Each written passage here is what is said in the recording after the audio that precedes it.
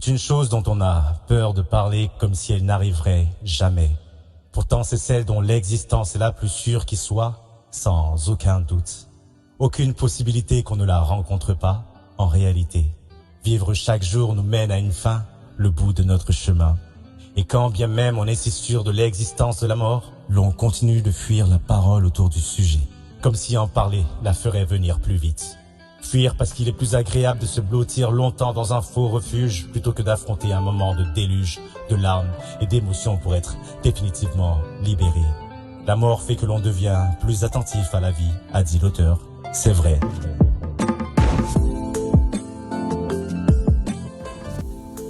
Chaque vie est un chemin unique que chacun apprend à parcourir. Prendre conscience de son chemin de vie, c'est apprendre à accueillir la vie dans toute sa profondeur. Dans cette émission, nous parlons de vie et aussi de mort.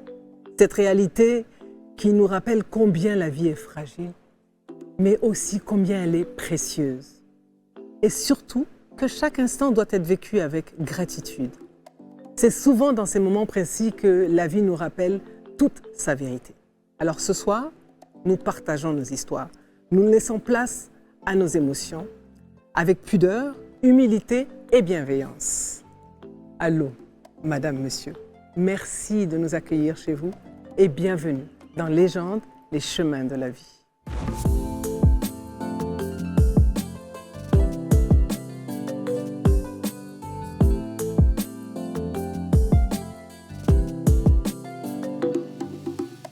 À chacun de nos rendez-vous, des experts nous accompagneront pour nous aider à mettre un sens, de la lumière et un peu de douceur, parfois, dans ces moments éprouvants de la vie. Ce soir, j'ai l'immense privilège d'être entourée par le psychothérapeute François-Joseph Azzo. Merci. Merci d'être là. Madame, monsieur, ce soir, je reçois deux lumineuses personnes. Marie-Josiane Djeté, avocate, mère de 2 enfants, et Serge Nzoré, chirurgien dentiste, marié, père de 3 enfants. Tous les deux traversent un deuil sans nom. Un deuil que les mots peinent à dire tant il bouleverse l'ordre normal de la vie. Face à une telle épreuve, on ne peut qu'espérer se réveiller d'un tel cauchemar. Et pourtant, c'est la réalité. Alors, plusieurs sentiments s'entremêlent, douleur, tristesse, fatigue, colère, désespoir. Leur chemin mérite du temps, de la douceur. C'est ce que nous allons leur donner ce soir. Recevez avec moi Marie-Josiane et Serge.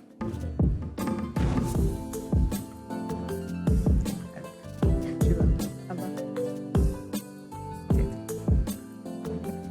Ça va? Ça va très bien, merci. Marie-Josiane, Serge, votre courage, votre résilience inspire, vraiment. Et au début de l'émission, vous avez entendu le poème, on vous a remis les copies. Est-ce qu'il y a quelque chose qui vous a touché particulièrement? Est-ce que ce poème-là vous parle, en fait? Oui, bien sûr, énormément. Moi, c'est surtout la deuxième phrase. C'est dont l'existence est la plus sûre qui soit, sans aucun doute. Ouais. Ça résonne chez toi? Ça résonne, c'est sûr. Notre chemin. Serge, est-ce qu'il y a quelque chose? Oui, moi, c'est surtout un mot. Un seul Un mot? mot, la peur. La peur. Et c'est cette peur-là que j'ai ressentie au tout début. La peur de ne pas pouvoir aller travailler. La peur de ne plus avoir de force pour continuer la route. La peur de tout. Ouais. Je suis resté figé. Ouais. Avant qu'on continue nos échanges, j'aimerais qu'on ait une pensée pleine de tendresse pour Tania et Carole, qui vont nous accompagner ce soir et qui, en fait, nous ont inspirés aussi pour cette émission. Regardez comment elles sont belles. Marie-Josiane, le 23 avril 2020. Est-ce qu'on peut reparler un peu de ce que vous avez ressenti ce jour-là? Ce jour-là, on m'a annoncé que par les médecins, j'ai su que ma fille n'avait pas pu survivre et qu'elle nous avait quittés. J'avoue que je ne pouvais pas dire que je ne sais pas quel sentiment j'avais. J'avais aucun sentiment. Je l'ai accepté. Je l'ai accepté, je l'ai entendu. Ah, tu vois. Je l'ai entendu. Et puis bon, voilà. Qu'est-ce qui s'est passé tout de suite après, quand on vous a annoncé ça? Qu'est-ce qui s'est passé? Moi, j'ai dit au médecin, je veux la voir. Parce que, étrangement, ce jour-là, j'ai cherché toute la journée à la voir. On me disait, non, on lui fait tel soin, on ne lui fait tel soin. Donc, je voulais la voir. J'ai dit, je veux la voir. Et ils m'ont dit, ah, comme elle était en réa, il fallait qu'on la prête. Puis bon, je leur ai dit, c'est pas la peine.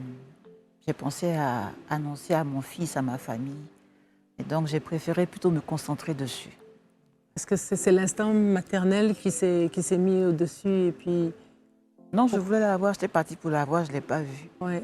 Je voulais la voir. Mais en même temps, il y avait Carole qui partait et puis votre fils à qui oui. vous avez pensé tout de suite après. Oui. Il a perdu sa sœur, comment je vais lui dire. Ouais. Et là, vous êtes parti le rejoindre tout de suite? Oui, on est parti, on est rentré. Parce que je ne voulais pas que la famille arrive et se demande ce qui se passe. Donc je voulais dévancer tout cela pour le lui dire moi-même, qu'on lui dise avec son père. En fait, on sent que vous avez eu beaucoup de force et que vous êtes resté dans une certaine normalité des choses parce que vous avez pensé à votre fils tout de suite après. Oui. Mais vous-même, comment vous êtes senti au moment où ça s'est passé? Moi, je veux dire, comme on dit, j'ai l'impression que le sol s'est ouvert. Enfin, bien, le ciel te tombe sur la tête. Oui. Le ciel te tombe sur la tête, c'est quelque chose à laquelle on n'est pas préparé. Quelles que soient les circonstances, on n'est pas du tout préparé. Et donc, comme on dit, il faut sauver le plus important, il faut parer au plus pressé, au plus urgent. Et c'est ce que j'ai trouvé à faire. Comment vous avez réussi à lui annoncer ou à lui expliquer ce qui s'était passé? Non, il a seulement Vous étiez seule? Non, j'étais avec son père. Je lui ai seulement dit que malgré tous nos efforts, malgré tout ce qu'on a fait, les médecins, les prières, voilà, Dieu en a décidé autrement. Il a dit ça. Professeur, quand Marie-Josiane nous dit « j'ai pensé à mon fils tout de suite », je veux dire, elle a essayé de voir sa fille et puis bon, on lui a dit qu'il y avait encore pas mal de choses à faire sur le plan médical et elle a pensé à son fils. Comment on peut définir que dans un moment aussi difficile, aussi bouleversant, on réussit à rester dans une certaine normalité? Qu'est-ce qui se passe dans notre cerveau au moment où tout ça se passe? Elle vient de dire là, que pour elle, ce qu'elle retient du poème, c'est dans l'existence la chose la plus sûre qui soit. C'est bien cela. Alors, c'est la mort qui s'oppose à la vie. Donc elle est confrontée à la mort. Qu'est-ce qu'elle décide de faire en priorité? C'est d'aller s'occuper de la vie. C'est ça. Quitte à revenir après à la mort. Mais comme disent ceux qui travaillent sur la mort, on sait qu'on va tous mourir. Et au lieu de reconnaître la réalité de la mort, nous cherchons à la dissimuler. Donc la mort, on n'en parle pas, on ne l'énonce même pas, comme si c'était convoquer le danger. Et les médecins eux-mêmes ont du mal aussi à annoncer la mort, eux-mêmes. Oui. Ils sont confrontés plus que nous, au quotidien à la mort. Donc, ce qu'elle privilégie, me semble-t-il, c'est vraiment la vie. Donc, réglons les problèmes de ceux qui sont encore vivants, d'accord, et essayons de prendre ces moments difficiles-là en charge, parce que les vivants doivent prendre en charge les morts. Donc, c'est comme ça que j'interpréterais ça. Ouais. Vous avez réussi à voir votre fille après? Vous êtes reparti à l'hôpital? Le lendemain, lorsqu'il fallait la transférer à Evosep, pompe funèbre, oui, je l'ai vue. Je l'ai vue. Vous avez passé un moment avec elle? Oui, je lui ai dit que je l'aimais et qu'elle pouvait partir en paix. Et à ce moment-là, vous étiez beaucoup plus apaisé ou non, vous étiez révolté? Tout commençait, non, jamais, enfin... Vous n'avez jamais été révolté? Non, je me dis que bon, je suis croyante. Vous avez accepté. Croyante, je n'ai pas le choix. Il faut accepter la volonté de Dieu. Pendant que Marie-Josiane parlait, je pensais à vous, parce que je sais que vous aussi, dans ce même mois d'avril, le 28, quelques années plus tard, vous avez perdu votre fille, Tania. Qu'est-ce que vous avez ressenti? Est-ce que vous avez eu cet instant aussi solide qu'elle, au moment où on vous annonce que votre fille Tania est partie? Pas du tout. J'avoue que la maman de Carole est plus solide que moi.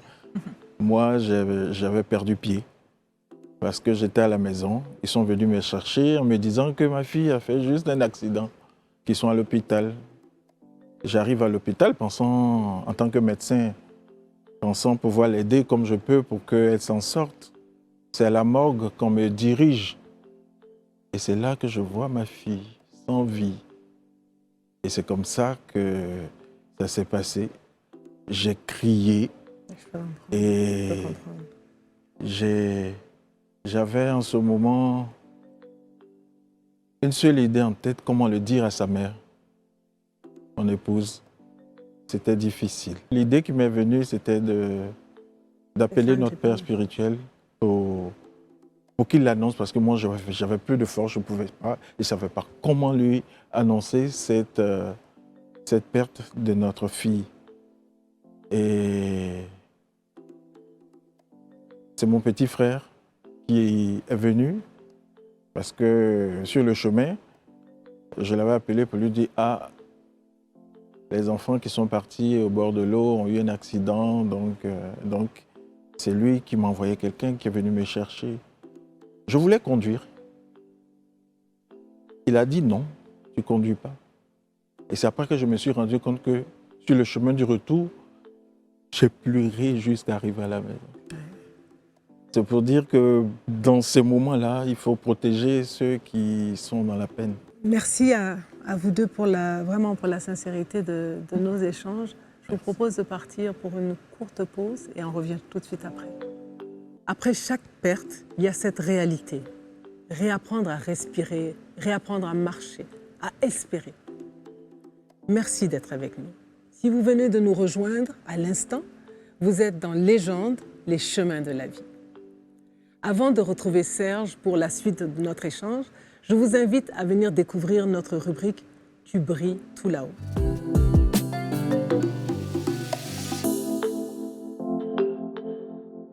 Chaque semaine, nous ouvrons ensemble notre rubrique « Tu brilles tout là-haut ». Un espace d'annonce et de communication pour honorer la mémoire de vos êtres chers. Vous pouvez nous transmettre les informations des programmes, des obsèques, des hommages, des commémorations ou de célébrations de vie. Pour contacter nos équipes, voici nos coordonnées qui s'affichent en bas de l'écran. Serge, ce dimanche à Bassam, alors que tout bascule chez vous, est-ce que je peux vous demander le sentiment qui vous a porté? Depuis Bassam, depuis la triste nouvelle, je me suis senti vraiment impuissant. J'ai gardé le silence. Pas impuissant, Serge. Ah, parce que j'ai regardé ma fille et je ne pouvais rien faire. Je ne pouvais rien faire. Je n'ai pas été capable même d'appeler une ambulance pour elle. Je ne pouvais rien faire, donc j'avais ce sentiment d'impuissance. Et ce qui m'anime désormais, c'est un grand sens de responsabilité pour surtout les enfants qui restent, les petits frères de Tania. Quand vous êtes rentré, je comprends que c'est eux que vous êtes allés retrouver à Abidjan. Quand vous êtes rentré à Abidjan, ils étaient à la maison, votre épouse était là. Oui, quand je suis revenu de Bassam, à la maison, il y avait du monde. Il y avait du monde. L'annonce s'est passée tellement vite. Il y avait du monde. Il y avait la famille. Et je voulais profiter pour dire merci à papy et mamie de Tania. Parce que Tania, en fait, elle s'appelle Chapi, elle porte le nom de sa mamie. D'accord. Et donc, imaginez la peine qu'elle a eue tout au long. C'était votre petite maman, alors? Voilà. Et ça a été difficile pour la famille. Les amis étaient là. Et puis, le soutien de l'église, des prêtres aussi. La maison était bondée de monde. Et là, j'ai compris qu'il y avait vraiment quelque chose de grave qui venait de se passer. Mais ça fait du bien aussi de trouver cette famille-là qui vient vous soutenir. Ça vous réconforte à un point et durant tout tout ce temps, les visites, les mots de soutien, des fois, des personnes qui viennent et qui ne peuvent même pas parler, tellement abattues, et ça vous donne un peu de chaleur au cœur, et ça fait du bien au moral, et puis ça vous fait croire encore à la vie. À la vie. Professeur, comment on peut dire l'importance de la famille dans des moments aussi fragiles, aussi douloureux? Je pense que ça n'a pas de nom, ça n'a pas de prix. Ben, on va chercher à mettre un nom là-dessus. Oui. Mais avant tout, Serge fait mentir un propos courant. C'est un garçon ne pleure pas. Et il dit bien, là, il est impuissant. Et devant l'impuissance, il baisse les bras et il pleure. Il accepte. Mais il pleure et il exprime aussi sa souffrance, sa douleur. Ça, c'est important. C'est important, c'est thérapeutique à la limite, j'allais dire. Et puis, le soutien, donc les liens sociaux, donc vous aident aussi à vous réparer progressivement, mais à vous donner surtout la réalité de la mort. Parce que quand les gens viennent, c'est qu'il y a réellement un événement qui s'est produit. Et l'acceptation qui va se développer après, d'accord, passe aussi par là. Donc le tissu social ici, les interactions sociales restent des éléments très importants qui aident à entrer dans ce travail de deuil-là après les premiers chocs. Il a pensé, Serge disait tout à l'heure qu'il avait trouvé qu'il était impuissant, c'est ça? C'est ça. Alors que ça fait partie, c'est des choses qu'il faut qu'on accepte. Il y a des choses qu'on arrive à faire, et il y a des choses qui ne sont plus de notre ressort, qui sont plus dans notre main, des choses qui nous échappent. Oui, ça nous dépasse. Ouais. Est-ce qu'on accepte ce genre de situation, tout de même? Je veux dire qu'on se retrouve devant ça. J'ai bien compris qu'il n'y avait pas de colère chez aucun de vous deux, il n'y a pas de colère. Mais est-ce qu'on finit par accepter? Non, pas qu'on accepte. Pour ma part, je pense qu'on vit avec. Parce qu'on a continuellement des questions sans réponse. Ouais. Pourquoi maintenant? Pourquoi ça s'est passé comme ça? Est-ce que j'aurais pu faire autrement? Plein de questions, mais on n'arrive pas à trouver des réponses, mais on vit avec. Est-ce que le temps fait quelque chose? Ou est-ce qu'il transforme? Est-ce qu'il atténue? Qu'est-ce que le temps fait? Je pense que le temps, comme disait quelqu'un, c'est l'autre don de Dieu. Et Dieu en créant les êtres humains, a mis dans notre tête l'oubli. Donc, ce qui fait que, des fois, on oublie. Mais la réalité nous rattrape. Je me suis surpris, un an après, encore en train de pleurer. Oui. Et ça te revient, ça te remonte à la surface. Et on te console encore comme si la nouvelle venait d'être donnée. Mais c'est terrible. On ne le souhaite pas même à son pire ennemi. Est-ce que quand on se retrouve un an après à encore pleurer, est-ce que c'est là qu'intervient le cycle de deuil? Oui, le cycle de deuil commence avec l'annonce. Quand on annonce, déjà, et il y a un déni. C'est pas vrai. Il y a de la colère. Il y a de la colère qui est là. Il y a des peurs aussi en même temps. Et on va glisser dans la courbe progressivement en allant vers un état de tristesse, d'effondrement. Et puis, on va remonter vers l'acceptation, troisième phase, et le sens nouveau qu'on va donner à la situation. Mais puisque chacun est fabriqué de manière spécifique, ça va prendre ça prendra le temps que cela prendra pour chacun d'entre nous. Mais on ne va pas éteindre complètement la situation. On va la désinvestir et on va toujours garder une quantité d'énergie pour cette personne qui est partie. Donc on va toujours se souvenir, on va toujours se remémorer, et parce qu'il y a un lien qui s'est tissé. Le lien ne peut pas s'éteindre totalement.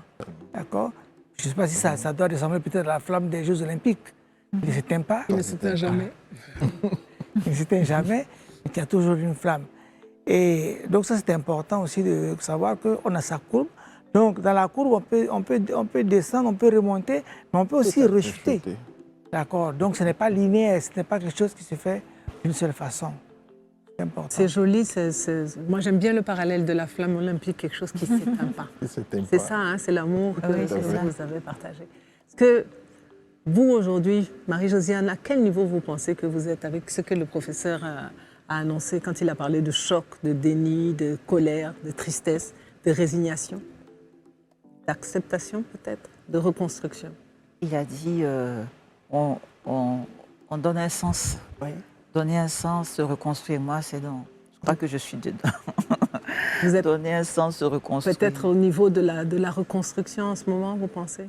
Oui, parce que ça te fait penser que la vie, il faut bien la vivre. Moi, ma fille, elle a vécu les choses à fond. Hein. Et c'est vraiment ce qui me plaît, elle a vécu les choses à fond. Et je me disais que je devais faire tel diplôme, que je devais être complètement bilingue. Je me suis mise à faire toutes ces choses-là après. Et je me souviens, quand on préparait l'émission, vous m'avez dit, quand j'ai dit Marie-Josiane, mère de 2 enfants, vous m'avez dit quelque chose qui m'a... Bon, j'étais un peu embarrassée, je ne savais plus, parce que quand j'ai dit mère de 2 enfants, elle m'a repris et elle m'a dit non, je ne suis pas mère de 2 enfants, j'ai qu'un seul enfant. Mais en fait, est-ce que le fait d'en avoir perdu un fait que la situation de vie change, la situation sociale change? Non, c'est difficile de dire que ça change, parce qu'il y a toujours une place pour cette personne qui est partie. D'accord? Mais j'aurais pu dire peut-être qu'aussi dire 2 enfants au lieu de 3, ou 1 au lieu de 2, c'est aussi une forme de déni. D'accord? Mais de travail, de réparation. Ça peut s'expliquer comme ça, mais ça peut ne pas être juste aussi. Mais un travail de réparation. Donc, comment garder cette personne-là qui n'est pas morte, mais qui n'est pas là aussi, présente. Donc, il y a un statut quelque peu ambigu. Donc, on est dans ces situations-là. Voilà pourquoi, par exemple, dans beaucoup de familles, pour faire le travail de deuil et commémorer ceux qui sont partis, il y a les photos. D'accord? Là, tout à l'heure, on a vu une pléthore de photos passer. Donc, c'est des gens qui sont toujours là. D'accord? Qui ne sont pas partis. D'accord? Bon, on n'entrera pas dans ce poème de les morts ne sont pas morts. Ils ne sont pas morts. Serge? Oui, mais en fait, le professeur a raison. Les morts ne sont pas morts. Puisque moi, en fait, ce qui m'a permis de me remonter joli, la là, pente... le sourire quand il parle de ça. C'est joli. Ce qui m'a permis de remonter un peu la pente, c'est que je me suis dit qu'elle vit, mais autrement. Et comme nous a appris à l'Église, on a le corps, l'âme et l'esprit. Elle n'est plus là physiquement, mais elle est de l'autre côté, en esprit avec nous. Et ce qui fait que ça fait un réconfort, ce qui me permet de continuer la route avec elle. Et tout à l'heure, j'entends sans la foi, en fait, comment votre foi vous a aidé? Parce que j'ai entendu chez tous les deux, hein, j'ai entendu chez tous les deux, et là vous venez de reprendre, l'importance de votre foi dans cette douloureuse épreuve. Sans la foi, je ne sais pas. Moi, je me promenais le chapelet de ma fille. Oh. Oui, sans la foi, c'est pas possible. C'est pas possible.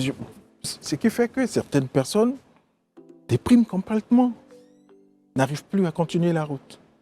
Et la foi nous permet, c'est-à-dire l'espoir, l'espérance à un lendemain meilleur. Et puis, quand tu regardes, et le jour où j'ai arrêté de pleurer, c'est quand j'ai vu les 2 petits frères de Tania pleurer. Je dis, où? Voici ma responsabilité qui est là. Si moi, je dois continuer de pleurer, eux, ils font comment? C'était... Mais en même temps, vous ne pouvez pas vous oublier. Je veux dire que la peine que vous avez, elle est réelle. Donc, je dois être plus fort. Oui, mais on a tendance à dire que la vie, c'est comme dans un avion. Je veux dire que vous êtes dans un avion et le pilote vous dit quoi? Il vous dit, attachez, quand vous êtes en période de turbulence, il vous dit, attachez votre ceinture de sécurité. D'accord? Les masses à oxygène vont tomber. Mettez votre masse à oxygène et ensuite mettez-le. Donc vous êtes bien obligé de reprendre des forces vous-même d'abord, avant de... Il faut vous donner du temps aussi. Ça m'a donné la force de les voir pleurer. Voilà, oui, c'est bien, oui. Il y a ça aussi, Mais il faut se donner du temps, il faut se donner de la place. Tout à fait. Donner de la place. Mais bon, votre responsabilité de parent aussi prend le dessus. vous aide à avancer. C'est normal ça, non, professeur, que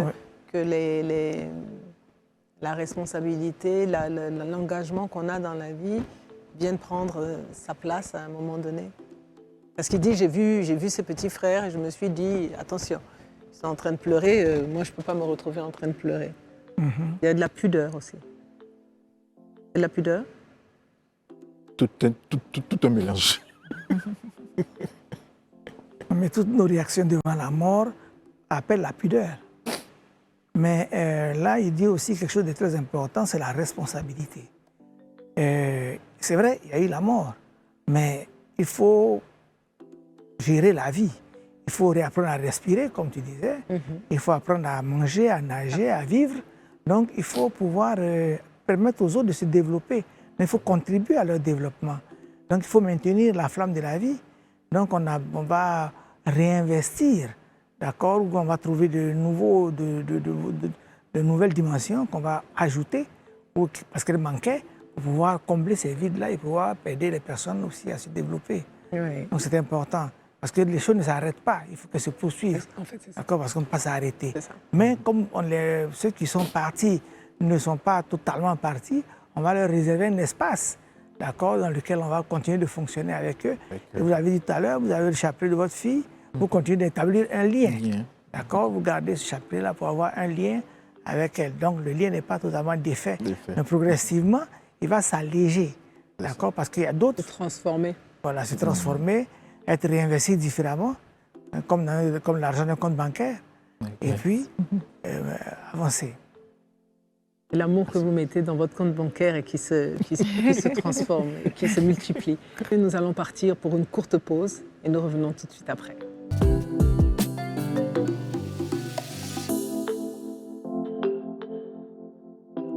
Bonsoir mesdames et messieurs.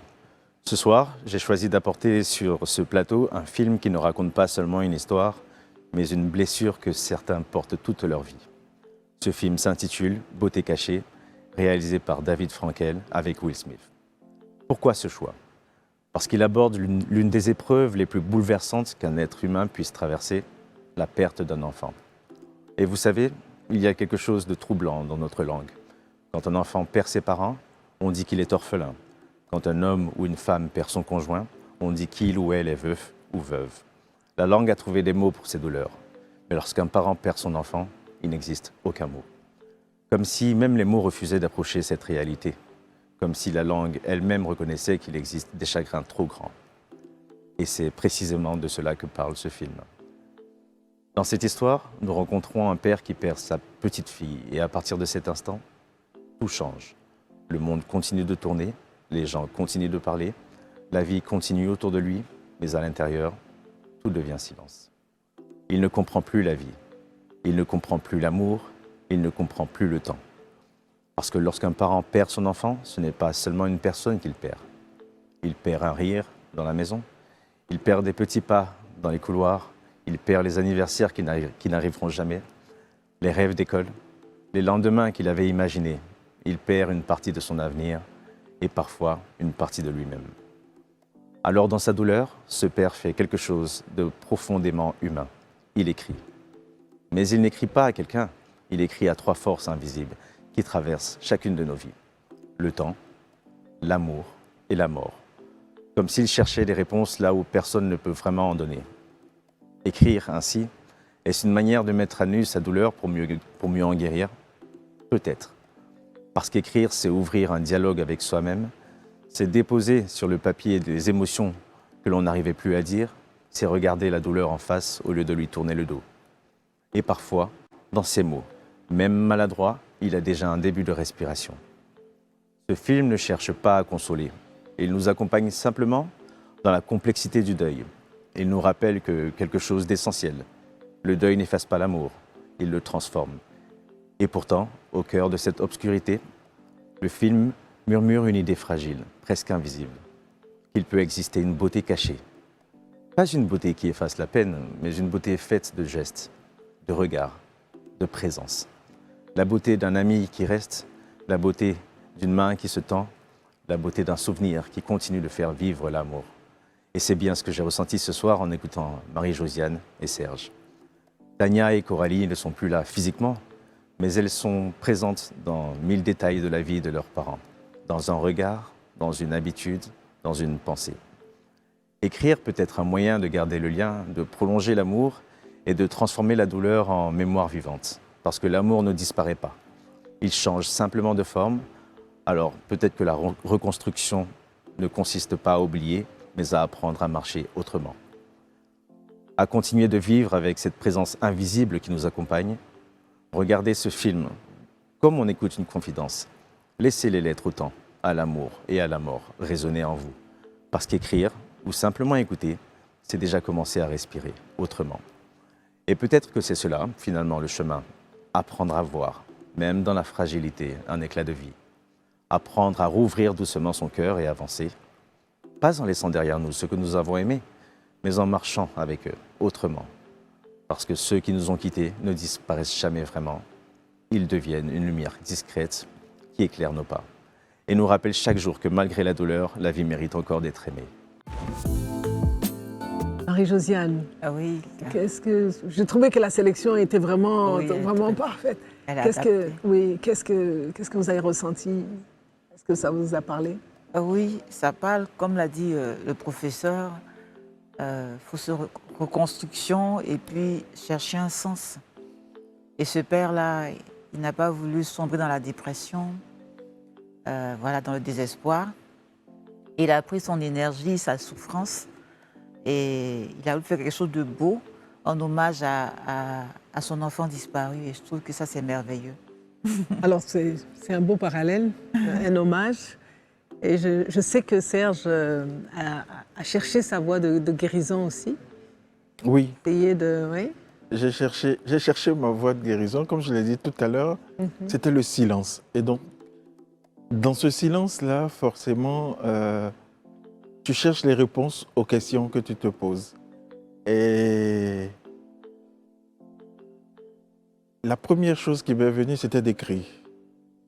Écrire. Comme a fait, voilà, comme par coïncidence, c'était d'écrire. Je ne suis pas écrivain, D'accord. je suis chirurgien dentiste, je ne suis pas écrivain, mais je voulais écrire. Peut-être qu'en écrivant, j'allais avoir les réponses aux questions. Et donc, tout ce qui me venait par la tête, j'écrivais. J'ai même écrit un chapelet, oui, de prière, mais d'action de grâce. Je l'ai appelé le chapelet de la gratitude. Avec 18 grains. Madame me demande, mais tu sais pourquoi il y a 18 grains? J'ai dit non, pourquoi? Elle me dit, Tania avait 18 ans quand elle est partie. Donc, j'écrivais plein de choses. Et puis, j'ai une amie écrivaine qui m'a dit, mais est-ce que tu veux qu'on immortalise? Et donc, elle a mis ça dans un livre que voici.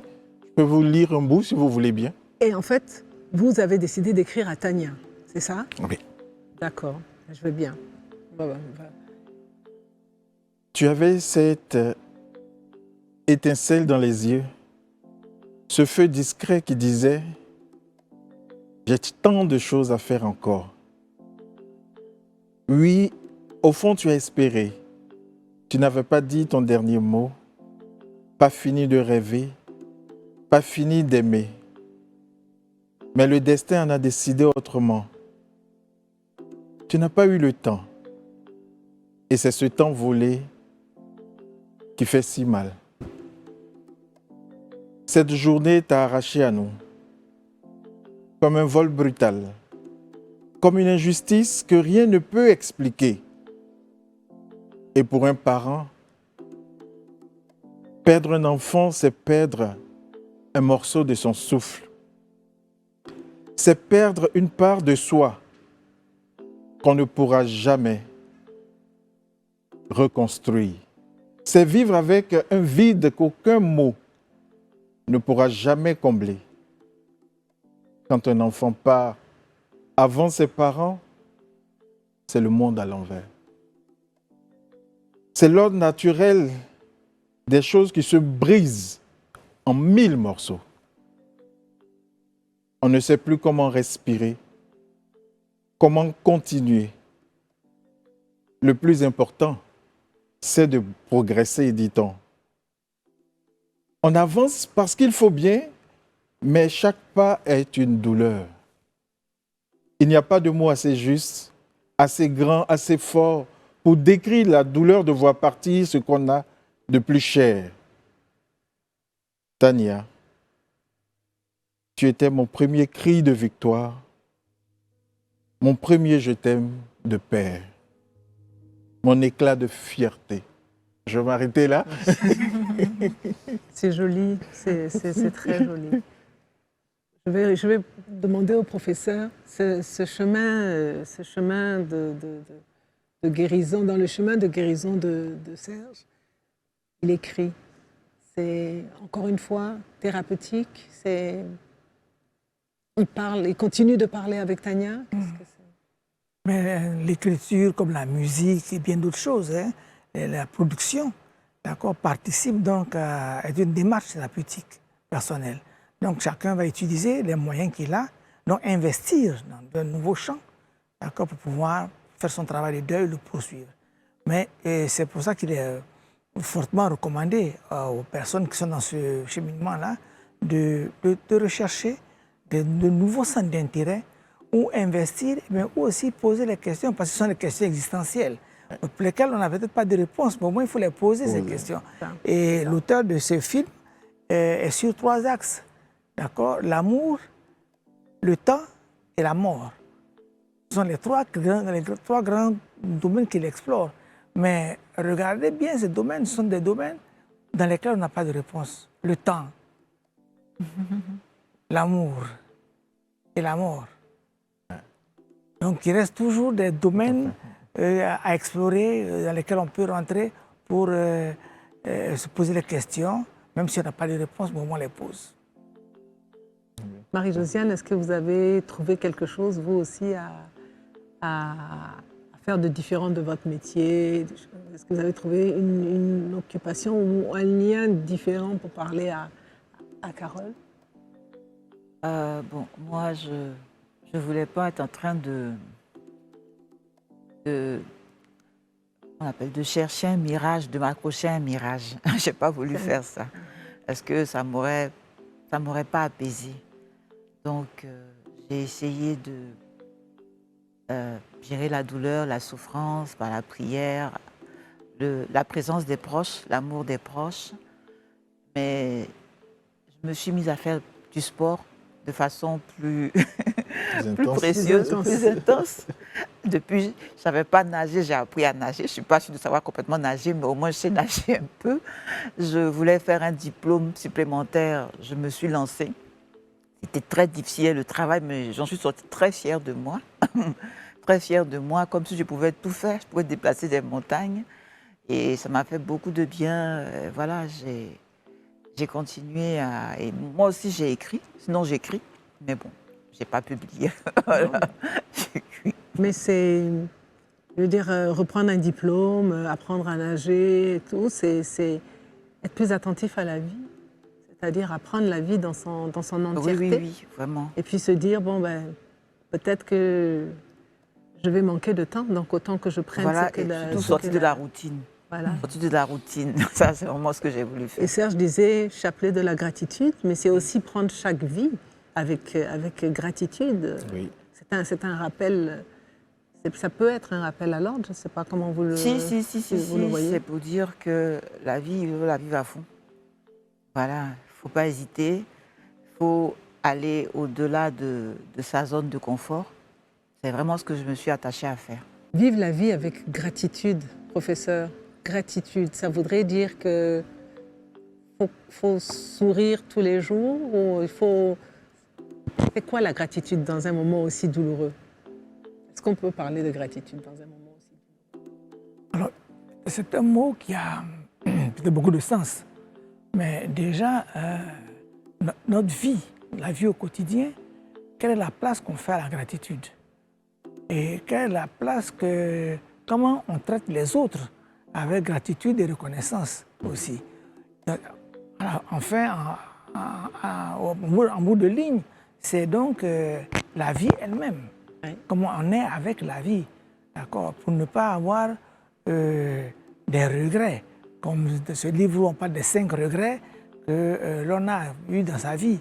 Donc comment être avec ses proches, comment être reconnaissant de la vie même que nous avons, comment donner du temps à nos proches et comment se donner du temps à soi-même aussi.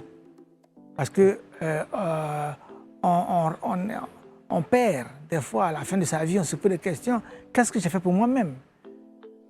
Comment j'ai été attentif à mes proches et de l'amour que j'ai pu leur donner ou pas? Donc ça vient augmenter un peu la culpabilité encore que l'on a. Donc ce sont des questions, même à tout moment, on peut se les poser. Peut-être qu'il faut se les poser même déjà au démarrage. Il ne faut pas attendre la fin de son parcours. Mais la vie est comme elle est. C'est dans des moments parfois un peu difficiles qu'on se rend compte que effectivement on a de la qualité dans la vie, d'être déjà en vie. Puis cette gratitude-là, c'est de la reconnaissance pour ce soleil, pour cette vie, pour ce sourire, c'est ça. Il est temps à présent de mettre la lumière sur notre légende.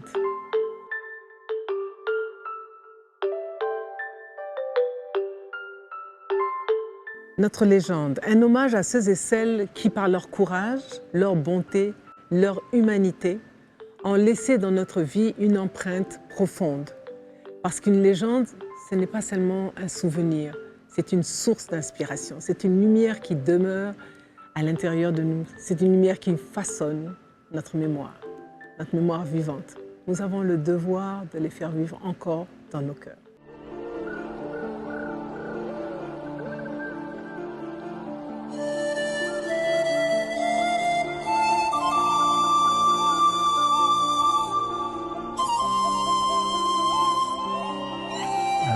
C'est une occasion unique, je veux dire, que nous offre Live TV de parler de Djibo Williams, qui était un grand homme, discret dans son coin. C'est un homme qui a donné toute sa vie à la Côte d'Ivoire, qui s'est battu pour former des médecins, pour construire cet hôpital qui est toujours avant-gardiste. Il fallait avoir ce rêve. Professeur Djibo, c'est un père d'abord, pour tout le monde dans l'entreprise. C'était un papa. On se sentait à la maison, à la PISAM avec lui. Professeur Djibo s'intéressait à tout le monde, du balayeur au directeur. C'est vrai qu'il avait son comité avec les directeurs, mais nous qui étions des agents à côté, nous-mêmes on était au 2e sous-sol. Mais on est assis au bureau et puis on voit le professeur Djibo arriver. Poser des questions, ça va ici? Oui, on dit ça va. Le professeur Djibo était un homme juste.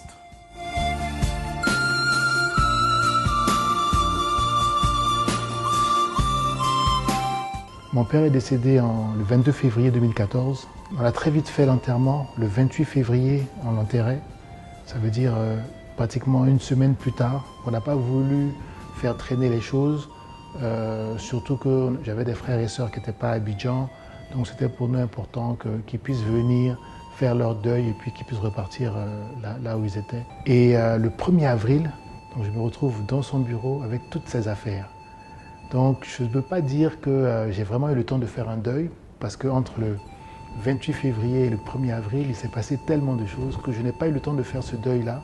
Je me suis retrouvé le 1er avril dans ce bateau, ce grand bateau qu'il fallait garder à flot. Mais pendant tout le temps, il était avec moi. Si quand vous verrez dans la PISAM, quand vous verrez dans mon bureau, il y a 3 ou 4 photos de mon père. Ça fait plus de 10 ans qu'il est parti. Mais les photos qui sont là depuis plus de 10 ans. Et parce que j'ai besoin de ces photos-là, j'ai besoin de son regard sur moi, j'ai besoin qu'il m'accompagne tous les jours, parce que la tâche n'est pas aisée et j'ai besoin qu'il soit toujours avec moi. Quand j'avais des grosses difficultés, au tout début de mon expérience à la PISAM, j'arrivais ici très tôt le matin, j'arrivais ici vers 5h, 5h30, et je lui demandais tout simplement, « Papa, qu'est-ce que je fais ?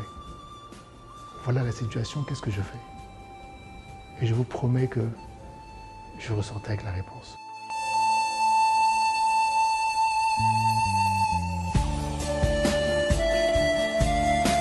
Sa passion, c'est la médecine. Lui-même, il s'est formé en tant que médecin. Il est devenu professeur en médecine. Il a formé des étudiants qui sont eux aussi devenus des professeurs en médecine. Et il a créé cet hôpital. Jusqu'à son décès, il avait sur son bureau un business plan qui était bien écrit, Il voulait lever de l'argent pour continuer à développer la PISAM. Donc pour moi, quand on dit qu'est-ce qu'il m'a inculqué, c'est pas vraiment ce qu'il m'a inculqué. Il m'a montré un chemin. Il a tracé un chemin et je suis sur ce chemin. Et voilà, j'espère qu'il est content j'espère que j'ai pas dévié du chemin. J'espère parce qu'il n'est plus là pour me dire, mais je suis sur ce chemin.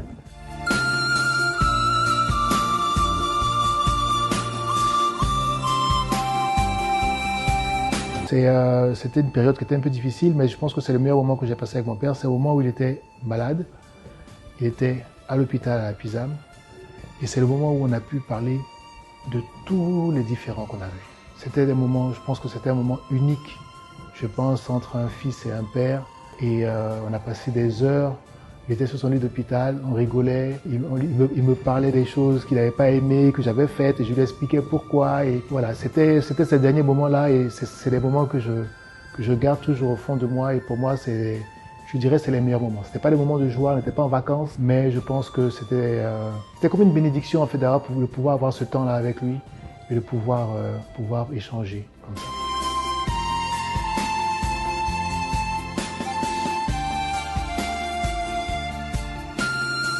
Le message, il est, comme je vous l'ai dit, il est simple. C'est d'abord il faut accepter. Il faut accepter. Il y a un prêtre qui a dit, dès on est assez vieux pour mourir, il faut savoir accepter le départ de la personne. Et surtout, moi je l'ai vécu, les défunts sont toujours présents. Si vous les écoutez, si vous cherchez, alors si vous leur posez des questions, si vous les cherchez à les écouter, ils vont vous répondre, ils vont vous parler.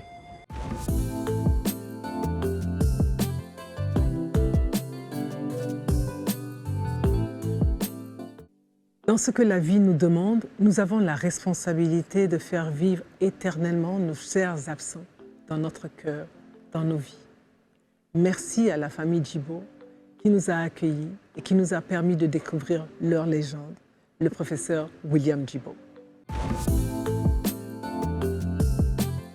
On est bientôt à la fin et j'ai un rituel que j'aime beaucoup, c'est celui du livre d'or. D'accord. Je commence par Marie-Josiane.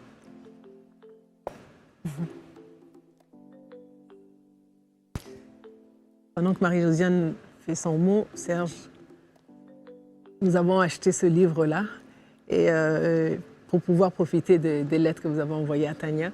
Professeur, on vous donne votre copie. Merci. On a pris un pour Marie-Josiane, on en a un pour notre Gilles. Merci beaucoup. Et on en laisse un pour vous, chers téléspectateurs. Vous pouvez appeler au numéro qui s'affiche en bas de l'écran. La première personne qui appelle pourra profiter de ce beau livre et puis lire les lettres que Serge a envoyées à sa fille, qui l'ont aidé. Et peut-être que ça va vous aider aussi. Peut-être que ce chemin-là, c'est un chemin de guérison qui peut vous convenir. Alors n'hésitez pas. Marie-Josiane, je vais vous demander de nous dire un peu ce que vous avez écrit dans le livre d'or. Je dis merci à Lika et à toute l'équipe de Légende de m'avoir permis de partager avec le public cette belle empreinte qu'a laissée dans ma vie mon ange Carole. Pendant que Serge est en train d'écrire son mot, j'ai envie de... Il faut que je vous demande, qu'est-ce que la vie vous a appris? C'est une question qui est lourde. C'est une colle. Qu'est-ce que la vie m'a appris? Waouh! Au départ, La vie m'a appris surtout qu'il faut être bienveillant avec les gens. Parce que, vous savez, on a beaucoup d'apparence. On juge les gens selon l'apparence. Très souvent, on a des personnes qui sont d'abord toxiques, difficiles et qui sont étiquetées, cataloguées. Mais chacun a un vécu. Bon, j'essaye pas d'excuser tous les mauvais comportements, mais très souvent, bien trop souvent, il y a une histoire derrière. Et lorsqu'on l'ignore et on a des attitudes, après on le regrette quand on apprend. On a même honte, on est embarrassé. Et moi, je dis que si je peux être bienveillante quelque part, je m'efforce de l'être. donc, le départ de Carole a apporté ça aussi. Un peu plus de Oui, parce que de bienveillance. des fois, on nous étiquette comme des gens faibles. Voilà, bon, tu laisses ces choses, mais j'ai appris à assumer comme je suis et je suis alignée avec. Ouais, oui. Je me sens vraiment alignée avec. Bien ça. Je suis alignée avec ce que je ressens. Serge, peut-être vous nous dites un peu. Oui, Voilà. j'ai mis dans votre livre d'or que je suis venu à Live TV grâce à vous, Lika, pour parler de ma légende Tania. Avec votre émission et l'opportunité que vous me donnez, vous venez encore de l'immortaliser. Plein succès à votre émission et que de là-haut, Tania vous assiste, vous donne à vous et à toute l'équipe de Live TV, la télé qui fait la promotion de la vie. Oh, c'est magnifique. Merci beaucoup. Merci beaucoup. Serge, je vous pose la même question qu'à Josiane. Qu'est-ce que la vie vous a appris depuis que vous avez perdu Tania? Ben, la vie m'a appris surtout que à tout moment, tout peut te lâcher. Tout laisse. Je vous laisse. Il ne faut pas s'accrocher à 100%. Parce que tu peux toi-même être englouti par ce tsunami ou ce déluge. Lorsque la nouvelle tombe, c'est parce que tu peux pas dire que tu vas aimer tes enfants à 2%. Non, c'est pas possible. Tu les aimes. Aime, mais garde un peu pour toi. Pour pouvoir remonter la pente. C'est comme ça que je vois les choses maintenant. Avec beaucoup de précautions. Je suis devenu un peu trop prudent. Il y a beaucoup de beauté, hein, beaucoup d'amour dans tous nos échanges. Aime et garde un peu pour toi. Je peux ajouter quelque chose Oui. rapidement. Je voudrais dire aussi que ce que j'ai appris aussi, c'est que on dit nos enfants, mais en fait, c'est finalement des âmes que Dieu nous a confiées. Et C'est ça. voilà, et c'est vraiment la précarité de ce que nous pensons posséder. Voilà. Quand il dit, bon, écoute, ce que je t'ai confié, je te demande de me le remettre. Moi, c'est comme ça, j'ai vu la chose à un moment donné. Voilà. Donc, on lui Exactement. Qu'est-ce que vous pouvez dire à Serge? Parce que vous l'avez découvert en un mot, un seul mot, parce que nous sommes proches de la fin. C'est Serge qui m'a appris beaucoup de choses, je ne peux rien lui dire. Moi. Lui dire merci alors? Oui, merci, mais en tout cas, merci beaucoup de l'avoir découvert, d'avoir découvert Tania, son ange. Et je m'en sors enrichie, en fait. Serge, en un mot, si vous pouvez dire quelque chose à À la maman de Marie-Josiane. Carole. Oui, à la maman de Carole. Je voulais lui dire que je sais que de là où Carole est, elle t'aime beaucoup. Et je suis sûr qu'elle n'aurait jamais voulu partir comme ça. Mais comme tu viens de le dire, c'est vraiment Dieu qui nous les prête. Et puis, on ne sait pas à quel moment il a besoin d'eux pour d'autres missions. Et donc, on continue la route et qu'on continue de les aimer comme on peut. On les oubliera jamais. Professeur, est-ce que je peux vous demander ce que vous avez écrit? D'accord, je dis aimer la vie, parler de la mort, c'est le début, c'est le commencement. Il consiste à prendre soin de soi et prendre soin des autres. Merci à vous trois pour votre générosité de cœur. Merci infiniment. Je vous dis, et je ne le dirai pas assez, nous sommes vraiment, vous nous avez honorés de nous avoir fait confiance et d'avoir accepté de venir chez nous aujourd'hui. Merci à vous de nous avoir accueillis avec bienveillance. Prenez bien soin de vous et à tout bientôt, Dieu voulant, dans un nouveau numéro de Légende, les chemins de la vie.